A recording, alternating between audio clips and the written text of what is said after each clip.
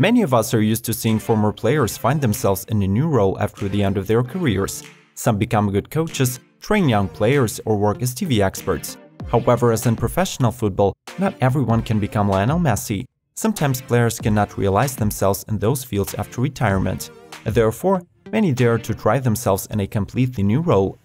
In today's episode, Football Geeks present to you 10 former footballers who have not only chosen a completely new profession, but have significantly succeeded in it. Subscribe to our channel and let's geek it out!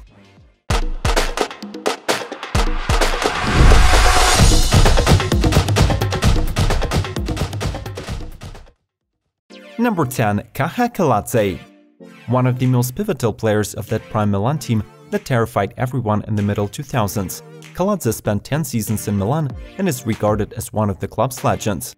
The first Champions League title holder in the history of Georgia finished his career relatively recently, but his success in the new field has at least reached the level of his football achievements.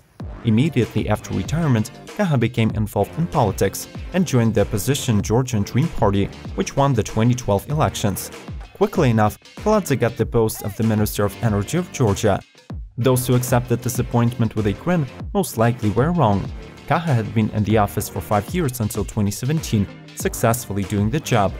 In the same year, the ex-defender of Milan ran for the mayor of Tbilisi and won in the first round with a result of 51%. So what's next for Kaha? The presidential elections in Georgia are scheduled for 2024.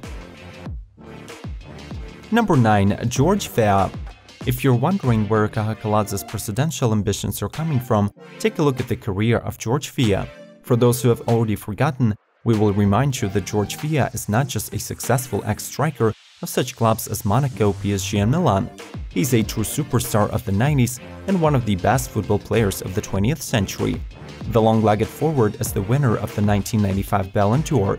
Weah was thrice recognized as the best African footballer of the year. He is in the FIFA 100 list. After retirement from football, George actively engaged in humanitarian and political activities. In December 2017, the ex-star of Milan made a strong push at the post of the president of Liberia. He won the second round of voting and became the 25th president of this African country. Number 8. Fabien Barthez. The legendary Fabien Barthez in his prime form was considered the best goalkeeper in the world. Surely, you will now remember the image of a bulletproof wall with a bald head and black keeper's kit of the French team. Fabien is a 1998 world champion and a 2000 European champion. Along with Peter Shilton, Barthez is the record holder of the world championships in the number of clean sheets, 10 in total. If it seems like a modest number to you, then remind that in order to raise the World Cup, you need to win only 7 matches. At the beginning of the 2000s, partly because of various scandals on the field, and to a greater extent due to back problems, the goalkeeper's career began to decline. The end of his career seemed more forced, because in 35 years, goalkeepers can still play for the top clubs. But nevertheless, Barthez retired from football and found himself in racing, gradually making his way to the highest level of motorsport. The best season in racing for Barthez was in 2013, when he won the national championship in the Gran Turismo class. In 2016, Fabien Barthez organized the Panis-Barthez competition team, with which he competes in the 24-hour of Le Mans, the oldest automobile endurance race currently in existence. Number 7. Arjan de Zeeuw. A tall central defender from Holland, Arjan de Zeeuw may not have reached the heights of the previous heroes of our episode, but it would stick in somebody's throat to say that his football career was not interesting. He played in England for over 10 years, helped Barnsley and Portsmouth to win promotion to the Premier League, and is well known to most fans of this league. Following his retirement in 2009, de Zeeuw began working as an investigative detective, specializing in forensics.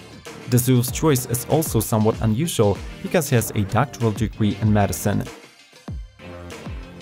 Number 6. Christian Vieri and Paolo Maldini. What could unite the interests of Christian Vieri and Paolo Maldini in 2003?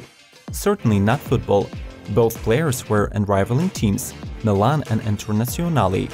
But being genuine Italians, Maldini and Vieri decided to launch their own clothing brand, Sweet Years. This was not a mainstream at the time, and thanks to a skillful PR campaign, the business developed rather quickly. For example, both players wore a short with a logo of their store under a football kit. The common business flourished, and the profit for the year began to be measured in millions. At the peak of popularity, Sweetyear stores were opened all over across the world, including Japan, Mexico, and the Middle East. Number 5. Vinnie Jones. Vinnie Jones is the type of a football player who can transform into uncontrollable beasts as soon as he hears the starting whistle. Vinnie was known for his image of a tough guy, for which his game was often criticized. During his career, the strong midfielder received 12 red cards. You may refute by saying, not that many, look at Sergio Ramos. But keep in mind that the criteria for judging in the 90s were far less strict. And believe us, Jones saw red lights for other gross tackles and dirty tricks. Nevertheless, he fought for the team till the end, and at the peak of his career, Vinnie Jones was very popular in the league, being the idol of the fans. With such an image, one can start a film career quite easily. Of course, the choice of characters will be always of the same type, but Jones acts confidently on the scene. For example, the famous football hooligan perfectly fit into the image of a harsh and brutal character for Guy Ritchie's films, Lock, Stock and Two Smoking Barrels and Snatch. Soon after those movies, then he started to work with other directors. Number 4. Faustino Asprilla. Not everyone will recall Faustino Asprilla now, but you will definitely remember him after we tell you what this Colombian ex-striker did after retirement.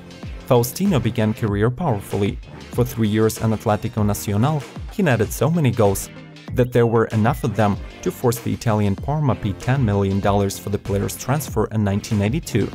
Next was the move to Newcastle United, but due to several knee injuries, the player was unable to regain his previous conditions.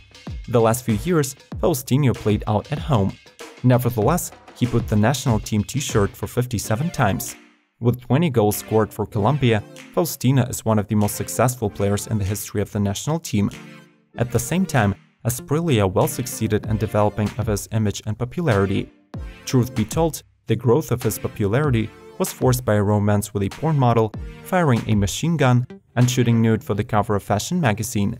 In 2016, the ex-striker decided to open his own business, the production of condoms. It seemed like a good idea to me. This is how Faustino responded to the first journalist who inquired about the ex-striker's ambitions in the latex business. Number 3. Luis Figo. One of the best players of his generation, winner of many team awards and Ballon d'Or owner, Luis Figo finished with football in 2009 in Internazionale. After the end of his fantastic career, Luis did not want to become a coach or TV expert, but in no way gave up his football life. The famous Portuguese participates in many sporting events and since 2017 has been working as an advisor to UEFA. It all sounds very interesting, but you probably have already guessed that Figo got to this top for a specific reason. Together with the professional golfer Luke Donald, Figo became the founder of a social network for athletes. This project is called Network 90, and with the help of it, former and current athletes can establish communication with each other, as well as find the necessary connections. Number 2. Gaisca Mendieta. At the turn of the centuries, Valencia was one of the brightest and strongest teams in Europe. They won the Spanish Cup, twice reached the Champions League final, and twice in 3 years became the champions of La Liga. The main engine of the success was midfielder Gaisca Mendieta. He was remembered by fans for his versatility and football thinking. Gaisca perfectly understood the game and created moments not only for partners on the field, but also for himself. In 2009, the midfielder moved to Lazio for 40 million euros, which at the time made him the 6th most expensive player in history. But in Italy, the career went downhill, and after 2 unintelligible seasons in Lazio and on loan in Barcelona, Gaisca took root in the Middle Peasants of England, Middlesbrough, where he ended his career. In an interview with the Daily Mail, Gaisca said that he had a friend in Valencia who owned a record store and played music himself. After Saturday's matches, Mendieta ran into his club, changed clothes, pulled a hat over his eyes, and passed himself off as a DJ. Probably, these leisure activities from the past convinced the ex-star of Valencia to become a DJ after retirement. Now, he successfully takes control over the DJ console and performs at various festivals in Britain, Ibiza, and before the Champions League finals.